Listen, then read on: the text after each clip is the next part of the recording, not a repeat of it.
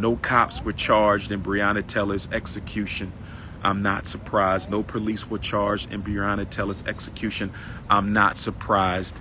And I also don't think it was a coincidence that the city of Louisville gave the family a $12 million settlement just before they announced the verdict that nobody would be tried. So they gave the family $12 million of upfront to placate the reaction after they announced that no police would be charged with our sister's murder.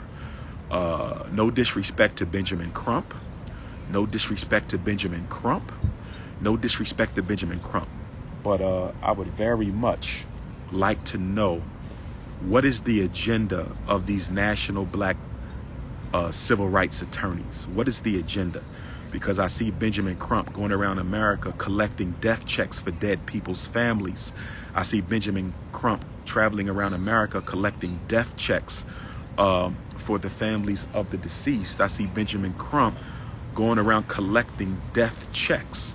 And I don't want to in any way, shape, or form undermine anything that he's doing to bring justice to these situations. So I'm humbly asking our brother to clarify, what is his goal for getting involved in these cases? Is it only to get money? Because all I'm seeing is money. All I'm seeing is money. Okay, so my question to Benjamin Crump, respectfully, I met him once at the Urban League conference that took place in New Orleans in 2013. I met him the day before I earned my doctorate. I met attorney Benjamin Crump a day before I earned my doctorate back in 2013, excuse me, the day before. I was asked to facilitate one of the workshops at the National Urban League conference, and he was there. We had lunch together. This was right after Trayvon, a couple years after Trayvon, or in the midst of Trayvon. I just need some clarity on whether or not he's just looking for paychecks, because money isn't justice. We can clearly see they don't have a problem paying you. We can clearly see they don't have a problem paying for murder. So I don't want Black America to enter into an unwritten agreement with the United States government that says as long as you pay the families of the people you kill, you can keep on killing us. We have to be careful, because I'm starting to see a relationship being built. I'm starting to see a relationship being built between the Black community and the police. I'm starting to see a relationship being built between the American social order and the Black community. I'm beginning to see a relationship being built between Black people and the United States government, an unwritten agreement. There seems to be an unwritten agreement involving police genocide, where it's okay to kill us as long as you pay our families to be quiet after the fact. There seems to be an unwritten agreement where it's okay to kill Black people as long as you pay our families to be quiet after the fact. Because I don't know if you brothers and sisters know this, but in order to take that money, you have to sign a non-disclosure agreement. You can no longer participate, in police, activism, political activism against the police. I mean, you can go around and speak, and you can do some tongue-in-cheek commentary, but you can't go hard no more once you take that money. And I'm not knocking the families. They are entitled to that money. They deserve that money. I'm glad they got that money. I'm not knocking the families. They are entitled to that money. They deserve that money. I'm glad they received that money. But my concern is, what is the agenda of the attorneys? Because if all we're going to get is checks for the families of the murdered, if all we're going to receive is a paycheck for the families of the people killed by the police, they will continue to kill us. If all they got to do is pay, if we're going to let them finance Black genocide, if we're going to enter into an unwritten agreement with the United States government, if we're going to enter into an unwritten agreement with the United States government that says we will let you kill us as long as you pay us, we will let you kill us as long as you pay us. If that's what we're saying, brothers and sisters, then we better get ready for some very real carnage. We better get ready for some very real carnage. It has nothing to do with being a civil attorney or a defense attorney. It has everything to do with being a Black man. You can fight for justice and not be an attorney at all. So don't sit here and use an excuse that because you're a civil attorney, you can't fight for justice. Black people are in the streets fighting for justice every day, and they don't have a law degree at all. Black people are in the streets fighting for justice every day, and they don't have a law degree at all. So don't tell me Benjamin Crump can't fight for justice. Anybody can fight for justice. Anybody can fight for justice. So that's an excuse. That's an excuse, brothers and sisters. And I'm not knocking him. I'm not knocking Benjamin Crump. I just want some clarity. Because guess what? That $12 million that they gave Breonna's family, that's almost less than half of what they gave the family of that white woman who was shot by the black cop. The black cop in jail doing what, 8 to 10 years? The black cop is in jail in Minnesota. He's in jail. He went to jail. When the black cop kills a white person, he goes to jail. When the white cop kills the black person, he goes back to work. When the black cop killed the white woman by accident, he went to jail. But when the white cops kill black people, they go back to work. They gave the white woman's family $20 million. No black victims, from what I understand, received $20 million. And there is no dollar amount on murder. There's no adequate restitution for murder. But the point I want y'all to see, is when white people get murdered by the cops, they get way more money than black people. When white people get murdered by the cops, they get way more money than black people. Why didn't Breonna's family get $20 million like the white woman in Minneapolis? Why did the black cop go to jail for an accidental murder in Minnesota? Why did the black cop go to jail for an accidental murder in Minnesota? He went to jail, and the family got $20 million.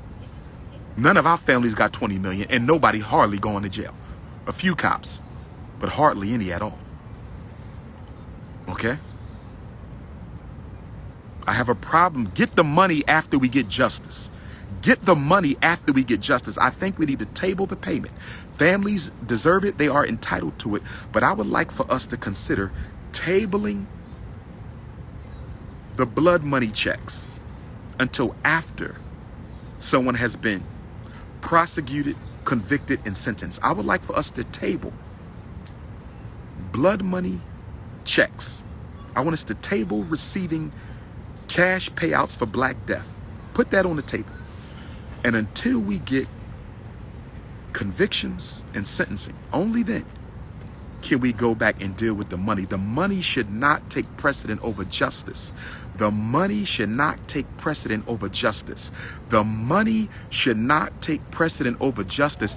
And my fear with Benjamin Crump and others is they are allowing America to create a narrative that says black people are so thirsty for money. They're allowing America to create a narrative that says black people are so thirsty for money that we can pay them for homicides, police homicides. We can pay them for police genocides, and stuff will go away. I don't like it. I would rather Benjamin Crump get justice first. And if you're telling me you can't fight for justice because you're a civil attorney, then you shouldn't be fighting at all, because any black man can fight for justice. Anybody can fight for justice. That's an excuse. I don't want to hear I'm a civil attorney, I'm a criminal attorney, I'm a this. That's bullshit. Okay? Anybody can fight for justice. Stop settling these cases for money and start getting some convictions. Stop settling cases for money and start getting some convictions. That's all I'm saying. That's all I'm saying. That's all I'm saying. That's all I'm saying. And as far as this upcoming election go, I will not be voting because I ain't got nothing to vote for. My vote ain't cheap. My vote ain't cheap. I don't vote because I can. I vote because I need to. I don't vote because I can. I vote because I need to. You radical Negro Democrats out there. We got a whole community of radical Negro Democrats. Voting is not a solution. Voting is a strategy that can be part of a larger solution, but voting by itself gets you nothing. Voting is not a solution. Voting can be part of a larger solution, but by itself, it is only a strategy. It will get you nothing by itself. We've been voting since the 15th Amendment. We've been voting since the 15th Amendment, 1867, 1868. 1867, that's 150 years of voting. And you've gotten almost nothing for it. because you're too lazy to do anything besides vote. Voting will only matter when you start doing something else to make the vote count. Let me say that again. Voting will only begin to matter for black people when we start doing something else to make the vote work. You spend all your money with white folks, Chinese, Arabs, East Indians, Latinos, and then you want to go vote like that's going to do something. You need your money to affect change. Money matters more than votes. Money matters more than votes. Money matters more than votes. You think something's going to change because Joe Biden get in? Nothing changed when Obama was in there. If nothing changed when Obama was in there, after 8 years, what makes you think Joe Biden going to have anything change? They're just using you because remember what I said, black people are the Democratic Party's cheap prostitutes. The black community is the Democratic Party's cheap prostitutes. When they need some quick political sex, when they need some cheap political sex, meaning votes, they go to black folks, they tell you what they want to hear. You run out there, you vote for the Democratic white person. Okay? You get nothing for 4 years, you go back and you vote again. You get nothing for 4 years, you go back and you vote again. You get nothing for 4 years, you go back and you vote again. And nobody's going to take you seriously because the Republicans know you're not going to vote and the Democrats know you will. Everybody knows where the black vote is going to go before any issues get discussed. Everybody knows where the black vote is going to go before any ideas are put on the table. Everybody knows where the black vote is going to go before anybody rolls out their campaign agenda. They already know where the black vote is going to go. You ain't heard nobody say nothing, and you already know what you're going to vote for. What are Joe Biden's top 3 campaign issues? Because police genocide ain't one. Miseducation ain't one. Gentrification ain't one. Economic castration ain't one. Access to wealth, that ain't one.